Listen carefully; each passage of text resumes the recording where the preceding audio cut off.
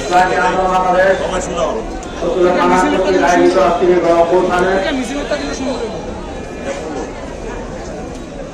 সম্মানিত সভাপতি প্রধান অতিথি শেখ অতিথি আমার সামনে উপস্থিত আমার সহযোগিতা সাহায্য করতে আমি আলোচনার উদ্বোধনী মুহূর্তে হৃদয় গড়ি থেকে শ্রদ্ধার সাথে স্মরণ করছি আমাদের প্রান্তীয় সাহেব রহমতুল্লাহ আলাইকে যার উদ্দিন আল্লাহ পাক রব্বুল আলামিন ইসলামী আন্দোলন আমার পরস্পরণে আমাদেরকে দান করেছে। আল্লাহ পাক যেন তাকে জান্নাতের সর্বোচ্চ মাকাম দান করেন।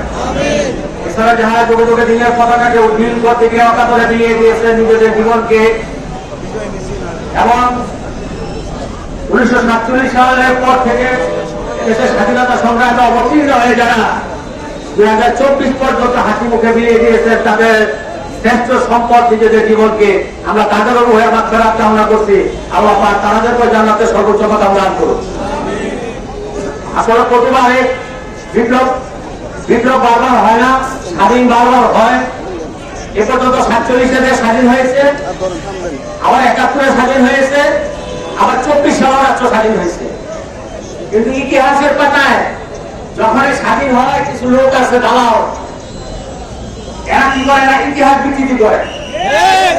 1971 সালে 1947 সালে ব্রিটিশ ফেডারাল আন্দোলনে দাদা হুজুর রহমতুল্লাহ আলাইহি ছিলেন সেই ব্রিটিশ বিরোধী আন্দোলনের নেতা।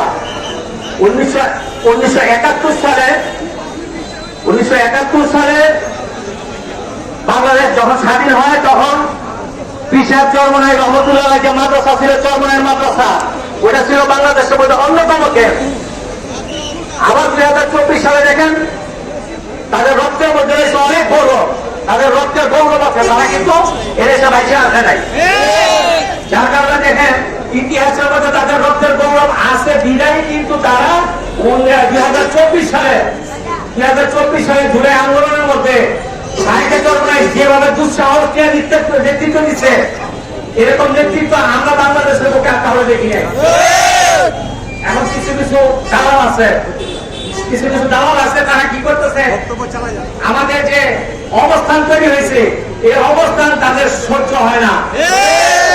আমি নাম বলবো না, নামের আগে নামের পরে তারা কাশ্মীর ব্যবহার করতেছে যে তারা আমাদেরকে নিয়ে বিকৃতি করতেছে, তারা বিকৃতি করতেছে। চরমনাইয়ের পীর কি আছে, এই চাই সেই চাই।